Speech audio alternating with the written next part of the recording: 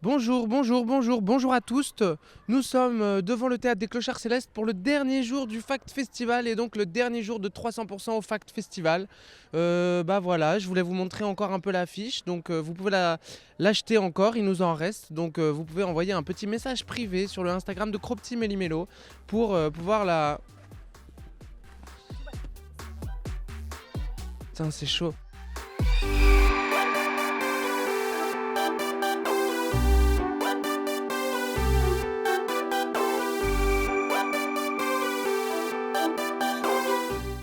Aujourd'hui, on va vous montrer un petit peu parce que c'est une journée un peu. Donc, la première partie, c'est une journée jeune public. Il y a Willow Conteuse qui va raconter des choses. Donc, on va se retrouver tout de suite. Tu veux venir faire une interview? Si tu veux, hein. Tu veux venir nous parler un peu du fact? C'est le dernier jour du fact. Donc là, on est avec Georges. Georges, tu es un des co-organisateurs du fact. Non, moi je suis juste une conne. Tu es une des connes. Tu es une des connes qui organise le festival. C'est ça. Une sale conne. Une conne. Et du coup, j'imagine que le festival, c'est quand même un gros truc. Vous êtes obligé d'être des connes toute l'année avant? C'est pas facile parce qu'en fait, il faut être des connes à partir. Bah alors là, cette année, on était très en retard. Du coup, on a été des connes à partir de juin. Sinon, il faudrait être des connes à partir de novembre, quoi, tu vois. Ah ouais. Ah ouais. Et des connes bénévoles. Des connes qui s'auto-exploitent, vraiment des vrais connes. Mais pour la bonne cause, pour d'autres connes, quoi. Genre, toi, t'as fait quoi comme taf cette année en amont du fact? Tout ce qu'on fait, c'est il y avait le travail de programmation. Choisir, du coup, tous les spectacles, remarquer des artistes ou bien il y a des gens qui vous envoient aussi des projets? Il y a une liste, il y a les artistes que nous on connaît, donc en fait on fait un grand brainstorming entre nous, on fait des listes, et après il y a des personnes qui nous envoient des projets. Voilà, mais souvent les personnes envoient les projets très tard. Par exemple là cette année en fait on avait déjà fait la prog et des gens envoyaient les projets, et soit ça correspondait pas au format du festival, soit en fait c'est plutôt des projets qu'on a envie de voir avant de les programmer, voilà quoi. Donc tu dirais aux personnes qui ont regardé 300%, faut envoyer ces projets pour le fact de l'année prochaine, plutôt à quelle période? Moi je pense que le plus tôt, comme c'est en octobre, le plus tôt possible, en tout cas pas une semaine avant parce que c'est un petit peu compliqué. Tu l'envoies plutôt dans l'hiver, en fait c'est bien, et comme ça nous ça laisse le temps, par exemple si tu as un projet que nous on vienne le voir, et comme ça on peut voir en fait si ça va avec le festival, et si c'est pas pour cette édition peut-être ça peut être pour une prochaine, et aussi on peut faire des retours sur le travail. Pour que ça continue d'évoluer. Il y a des projets aussi qui sont encore en création. Du coup, en fait, juste tu vas les voir et tu sais que ça va pas être cette année pour être programmé, mais peut-être l'année prochaine. Ou alors tu proposes d'autres formats, tu vois. Un truc comme ça, quoi. Voilà. Si vous êtes sûr que Georges il vous aime bien, parce que... Oh là, ça va? Ça va? fait mal? C'est une personne qu'on a recrutée sur le pouce, hein, voilà. Enfin, avec la team prog, voilà, parce qu'il nous manquait un petit numéro spectacle de rue, et du coup Tata Soso s'est proposé, quoi. Mais après voilà. C'est pour concurrencer le festival d'Aurillac, c'est ça? Information. Ah attendez, parce que là il y a peut-être un autre performeur qui arrive. Oui voilà, parce que on nous a reproché cette édition de pas avoir trop de choses outdoor. Du coup Tata Soso s'est proposé pour un petit numéro de danse contact avec le sol. On est avec Willow Conteuse. Tu es programmée cet après-midi pour clôturer le Fact Festival.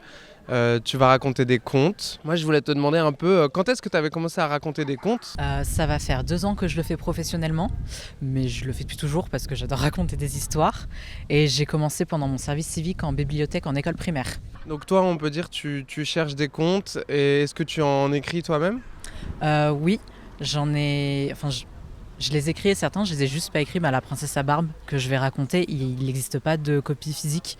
C'est un conte oral pur que j'ai inventé, et en fait je prends juste les formules des contes qui sont assez classiques et que tout le monde connaît, comme ça on n'est pas perdu, et après je rajoute des choses chouettes, genre des princesses à barbe. Et du coup, tu joues devant des publics d'enfants et d'enfants qui ont grandi? Pour l'instant j'ai pas encore trop fait devant les publics adultes. J'ai eu un temps où c'était que pour les adultes, et j'ai sorti tous mes contes de la mythologie grecque que je peux pas raconter aux enfants parce que Dionysos c'est pas... Une de mes histoires préférées à raconter, qui est très classique et que tout le monde connaît, c'est La Belle au Bois dormant.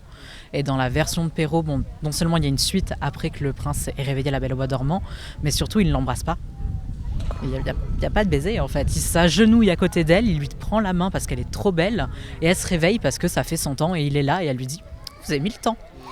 Donc ouais, ça fait plaisir aussi de voir quand même quand on prend les versions très classiques, il y a des choses très actuelles qui se passent. Genre là, elle se réveille, elle n'a pas du tout été embrassée.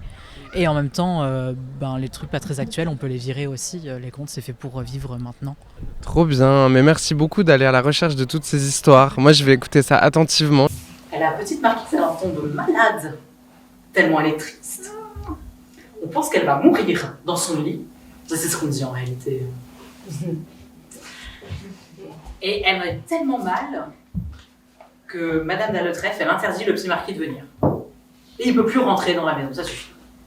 Alors qu'il avait l'habitude de venir tout le temps.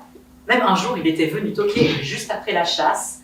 Il n'avait pas coiffé ses cheveux, il était dans son négligé, on dit. Et vraiment, la petite marquise, elle était tellement ravie de le laisser rentrer parce que jamais elle l'avait vu comme ça sans s'écorcer. Vraiment, il était tellement beau et bref. Merci beaucoup Willow. Qui a fait les cookies? Tu sais? Corto. Oh yeah. Il y a Joyce Rivière qui va venir lire des petits textes sur scène. On va vous mettre quelques extraits et puis on se retrouve pour clôturer l'émission. Retournement de situation. Les petites filles ont transpercé de part en part le corps d'Eugène, crayon après crayon dans sa peau molle et visqueuse qui s'appelle littérature. Les petites filles étaient ravies de leur œuvre, mais préféraient brûler les restes plutôt que de les confier à un musée. Quelle est la subjectivité hurlèrent alors à l'unisson la cantatrice à la perruque laquée, Narcisse sans reflet et les petites filles assassines. Il faut encore inventer, mais la caméra répète nos sommeils, répète nos rituels. Elle convoque les spectres. La cantatrice disparaît. Retournement de situation. Voilà, là on vient d'entendre Joyce Rivière qui lisait ses textes d'un petit recueil dans toutes les bonnes librairies. Et c'est fini le fact en fait. Voilà, là c'est le dernier épisode. C'est la fin de 300%. C'est la fin du dernier épisode, mais justement... Il faut s'arrêter là, hein, on est fatigué, hein, on n'en peut plus.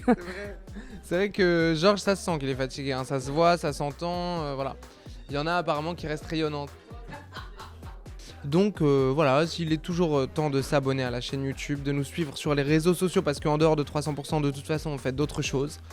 Et puis merci à toute l'équipe du Fact, merci au Théâtre de l'Elysée, merci au Théâtre des Clochards Célestes, merci à GZ, au Sonic, merci à tous les lieux qui nous ont accueillis, bravo à tous les artistes qui ont été là, merci au public qui a été là aussi qui a été au rendez-vous, merci à toutes celles qui ont partagé les vidéos, enfin voilà, merci à Assagi Jacquin, derrière la caméra, merci à Agathe Neuvière qui était avec nous quasiment jusqu'à la fin, on se revoit bientôt, bisous.